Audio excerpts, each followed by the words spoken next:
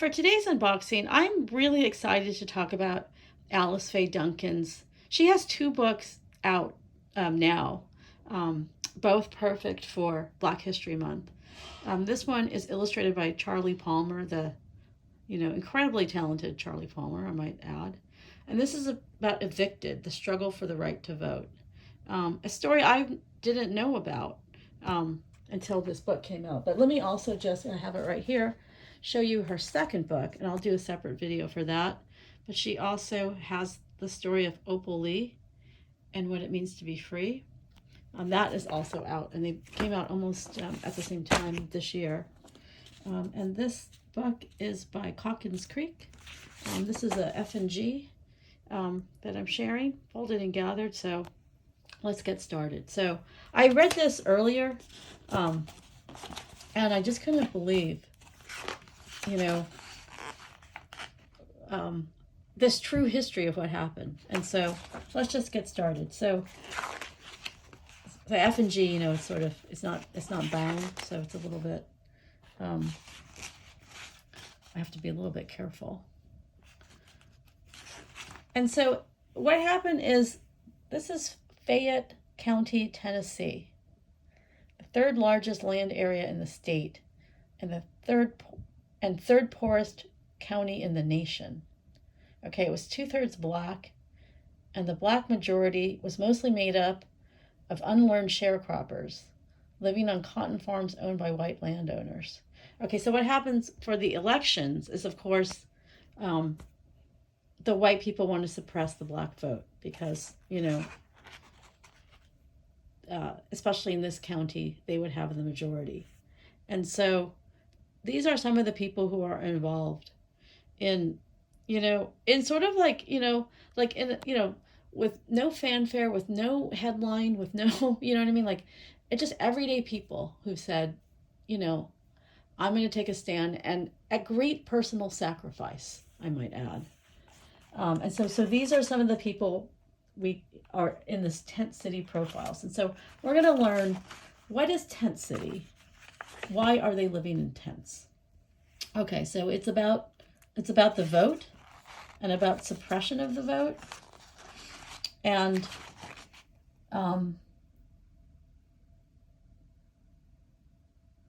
I think we start here with the story.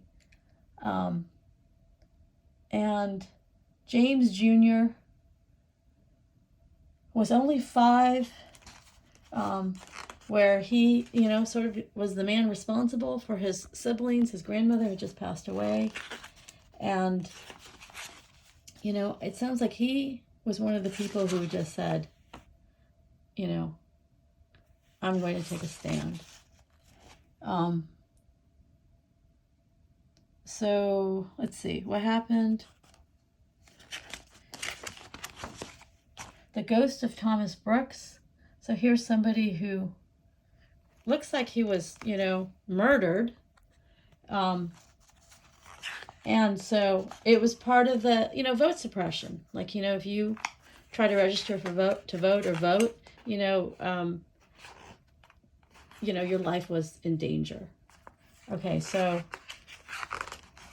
this was like, common knowledge. Anyone who knew that if you wanted to vote and, your white people were trying to suppress you, not only are you risking losing your livelihood, your home, but, your life is certainly in danger. But anyway, what happened was this community decided they were going to fight back, and they were not going to have their vote taken away. And they definitely suffered. Everyone who registered to vote, 1,000 black sharecroppers. Okay, so the White Citizens Council made a blacklist of registered black voters.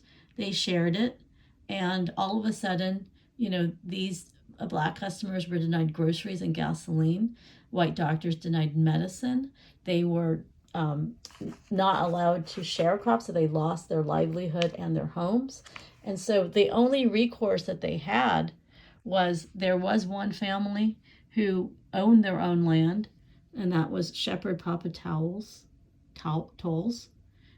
with 200 acres. And so they got these sort of army tents, and everyone who was, fighting for the vote moved here. Okay, so they, they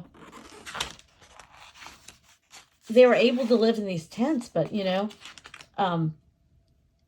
it's not easy, right? Because they have no livelihood, and, no access to groceries or, the whole 9 yards.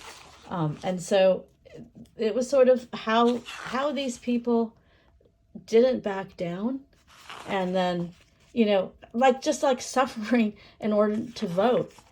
But then eventually the tide turned, and they were able to get some help from the U.S. federal government, food and supplies, enough to, because it's also a two-sided war in that, if all the white people kick out the sharecroppers, okay, that hurts the black people the most initially, but then over time, the white people don't have anyone working their land.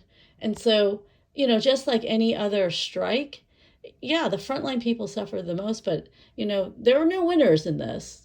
So the white people are also going to suffer, if they aren't able to break the people who are protesting long enough. If they're able to hold out, then the white people crack because, now they have no livelihood if their land isn't being farmed and there's no crops to be sold. And so this is just, like I would say, like another story in the long story of struggle and resiliency.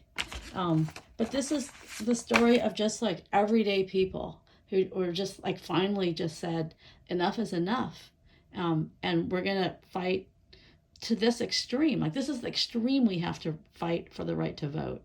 And the sad thing is, the voter suppression against BIPOCs continues to this day. It's still not, like we still don't get, like in Canada, everyone just gets a ballot in the mail, just arrives, but, that's not happening in the United States because there's still, ongoing campaigns to suppress the vote. And so this is a really important book to read about history and about ordinary people's taking a stand, but also for anyone who is not voting to say, like, you know what, if your vote didn't matter, then why are they working so hard to suppress it? And if you don't, and also like, honor the people who worked and struggled and suffered, to this extreme for a vote. When you think about, not voting, think about these people and, honor them by registering to vote, checking to make sure you continue to stay registered, because that's another voter suppression trick, is to unregister people. And then actually, vote, whether you vote by mail or you stand in line and you vote.